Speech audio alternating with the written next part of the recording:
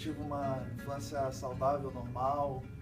Sempre na adolescência eu já comecei a correr atrás dos meus objetivos. Eu entrei na faculdade muito cedo, com 17 anos. E eu comecei a fazer faculdade de jornalismo. E correndo atrás sempre, correndo atrás de estágio, procurando saber de concurso, essas coisas. Quando, de repente, algumas coisas começaram a correr no meu corpo, de estranho. Eu comecei a sentir dores leves aqui na região da virilha, do lado direito. E pra mim era uma dor normal, não me atentei tanto. Até que essas dores começaram a acontecer fracas, mas com certa frequência. E um dia eu virei pra minha mãe e falei: mãe, eu tô sentindo uma dor aqui na virilha. Ela virou e falou assim: ah, menina, deve ser exercício que você tá fazendo errado na academia, a gente nunca vai pensar o pior, né? Então eu falei assim: poxa, deve ser exercício que eu tô fazendo errado na academia mesmo. Aí deixei, o tempo passou e quando entrou o ano de 2010, quando foi janeiro de 2010, as dores começaram a piorar de tal forma que eu tomava anti-inflamatório para poder ficar sem sentir dor durante o dia. Mas quando começava a entardecer, a dor vinha de uma forma que eu não conseguia mais me levantar para fazer nada. Eu só ficava deitado e sentindo dor à noite.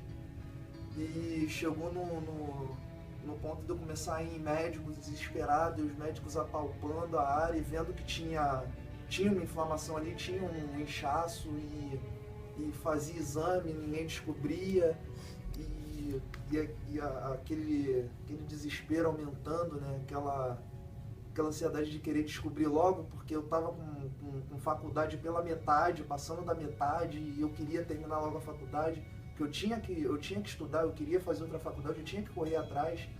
Então as coisas foram, sabe, se prolongando e ninguém descobria, e eu fui começando a perder peso, fui começando a definhar, emagrecer, e chegar no ponto de eu de noite sentir tanta dor, mas tanta dor, de ter febre, e a febre ser tão forte de eu tomar o remédio para baixar a febre, e eu acordar de madrugada na cama, encharcado, como se eu tivesse mergulhado numa piscina de roupa e saído, de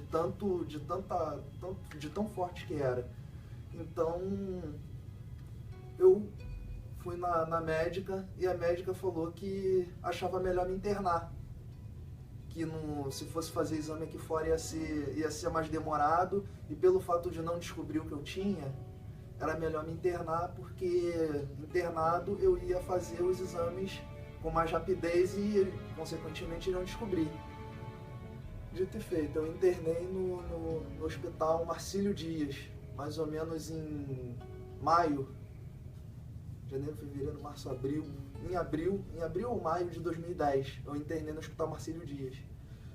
E pra mim era uma semana, eu pensei assim, perder uma semana de aula na faculdade pra mim tá bom. Bom, aí de uma semana virou um mês, 2 meses, e quando eu olhei eu já estava há 4 meses internado no hospital, sem saber o que eu tinha. Até que um belo dia eu vi Deus usar um médico, que o médico não se inquietou enquanto me botou numa máquina de tomografia e para fazer um exame. Eu vi Deus usar um médico. O médico não se inquietava, falou assim: não é possível que exame nenhum descubra o que você tem. E me carregou para cima e para baixo, me empurrando na cadeira de roda, que eu não andava mais, eu já estava magro, e me empurrando com cadeira de roda para o corredor de hospital para cima e para baixo. Não é possível que exame nenhum descubra o que você tenha. Você já fez biópsia de medula, você já fez biópsia de tudo e ninguém descobre. Não é possível. E eu fiz depois dessa tomografia, eu fiz submetida mais uma biópsia. E nessa biópsia, depois de uma semana que eu a fiz, foi descoberto um câncer do tipo linfoma, e a massa do câncer já media 21 centímetros. Ela já comprimia meu rim, meu estômago e minha bexiga. E o médico virou e falou pra minha mãe, chamou minha mãe no canto e falou assim, que a situação é de 1% de chance pra mim. 1%. Então, minha mãe virou e falou assim, então, se 1% para Deus é muito, 1% para Deus é muito. Então, a gente se agarrou nesse 1% e começamos o tratamento. Eu comecei a fazer a quimioterapia e comecei a reagir bem. E fui passando, a cada um mês eu tinha que me internar de novo no hospital para fazer quimioterapia, e orando e jejuando. E a gente foi vendo o resultado de Deus ao longo desse ano de 2010. Deus me deu a cura, me devolveu de volta à vida para lutar, para correr atrás.